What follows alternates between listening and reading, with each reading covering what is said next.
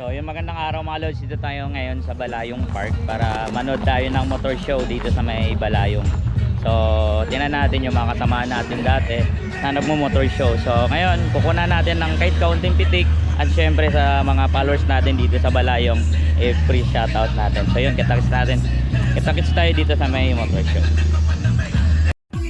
Eto mga lods, may nakita akong Mio na mamaw. Sobrang mamaw ng engine setup niya mga lodi. Syempre naka GRP straight yan, nakadaing Cypher na full titanium mga lodi. Grabe itong pyesa ng Mio na to mga lods. Complete set, it's a Laya bolt. Grabing loaded ng pyesa ng motor na to.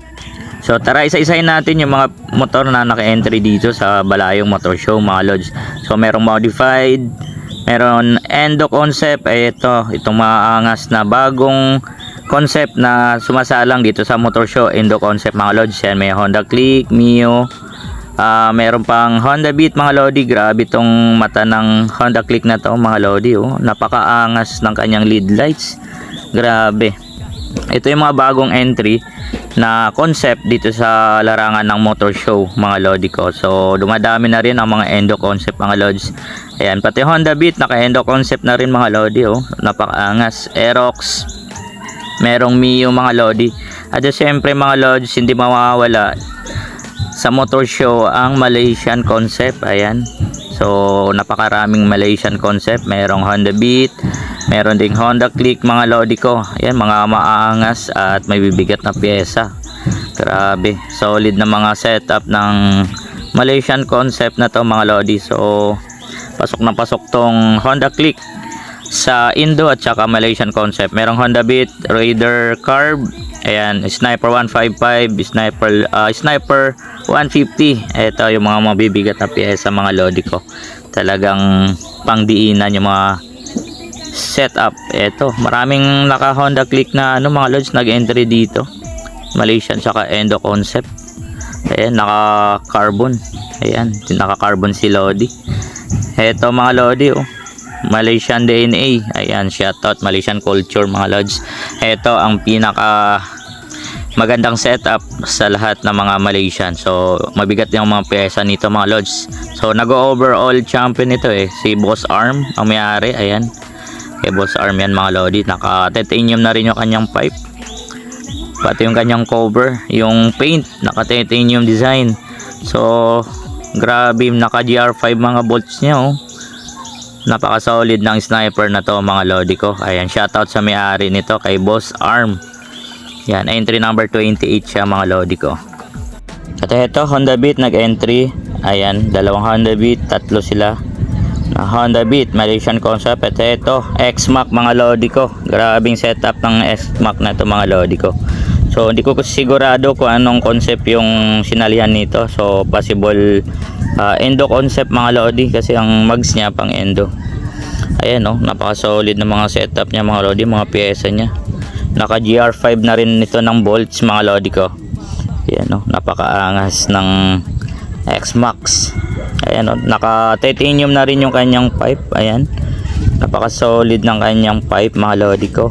Talagang OB na OB yung kulay. At syempre mga lods, hindi mawawala ang Thai concept dito sa larangan ng motor show. So merong Mio, Wave, Honda Beat.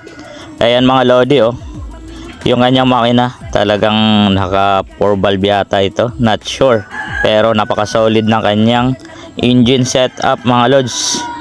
Grabe tong Wave na puti na ito mga lodi, napaka mamo ng engine niya, oh. Ayan, oh, kulay blue yung kanyang head. Talagang mamaw yung kanyang setup. So ito rin PCX mga lodi, napaka solid din ito. Meron din ako nakita isang Wave, mas mamaw din tong engine setup nito mga lodi ko. Ayan, may sumilip na kulay pula. Grabing Honda Wave. Street bike naman ito mga lodi yung kanyang entry. So sa kanyang pipe pa lang mga lodi ko, naka titanium elbow na siya mga lodi.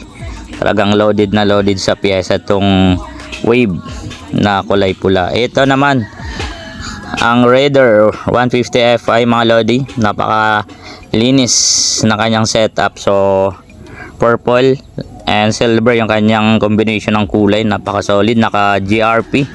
Naka co-pipe din siya mga lodi. Grabe ito. Binalikan natin yung Honda Wave. Ayan, napaka solid. Made in Thailand yung kanyang pipe mga lodi. Ang kanyang elbow. Grabe. Kulay OB mga lodi ko. Napakaangas ng Wave na to. So lipat tayo dito. Ayan, sa tropa natin ito. Shoutout idol. Ayan. So napaka solid din ang setup nito. Napaka simple lang kanyang setup. Raider 150 Fi. Street bike concept. Ito, street bike concept din yung kanyang setup. Na kulay blue na Raider. Ayan. Ito, Wave 125. Ayan, may maangas din na engine setup si idol. Oh, grabe. Ang gaganda ng mga setup ng mga Wave dito mga lods. Yung kanya lang mga makina, mga loaded engine talaga yung mga sumasalang. Ito, Wave na white and black combination, napaka solid. Ayan, so isa sa mga mabibigat na nag-entry dito itong Wave na to kasi naka full titanium na loaded engine, naka full titanium din yung kanyang ano. Ayan, shoutout muna sa lahat ng mga tropa natin, sa mga followers natin, and shoutout sa inyo mga lodi. Maraming salamat. So balik tayo dito mga lods.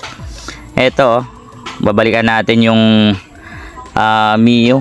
Ayan oh, naka full titanium dying Sai 4 pipe, full titanium. Grabing setup ng Mio na to mga lods. Isa rin itong Wave 125 na nag-entry, full titanium din mga lodi. NRS, made in Thailand itong kanyang pipe. Grabe oh. Grabe na talagang gastusan ngayon sa motor show mga lodi, no. Talagang ito, naka Itsalaya fuel cap oh, Itsalaya. Yan, napakaangas talaga ng setup ng Wave na to. Sobrang bigat na ng Wave na to mga lodi, no. Loaded sa engine. Ayan oh. Grabe, inikot-ikot pa natin yan mga lodi. Ayan, grabe. Shoutout sa may-ari nito sa Wave tsaka itong Mio. So ito, shoutout din kay idol. Street bike Raider 150. Ayan, napakaangas. So ikot tayo dito sa aming kabilang entry. Ayan, ito yung mga bagong salang din. Ayan, Wave 125 street bike concept. Ayan, so angas din ito mga lodi, no? Mga baguhan lang ito. So ito ay XRM 125 Fi. Ayan, sumalang ni street bike. Ito RS 125 Click 125. Ayan, Click 125 mga lodi, street bike. So yun lang, hanggang dito na lang yung video natin mga lods.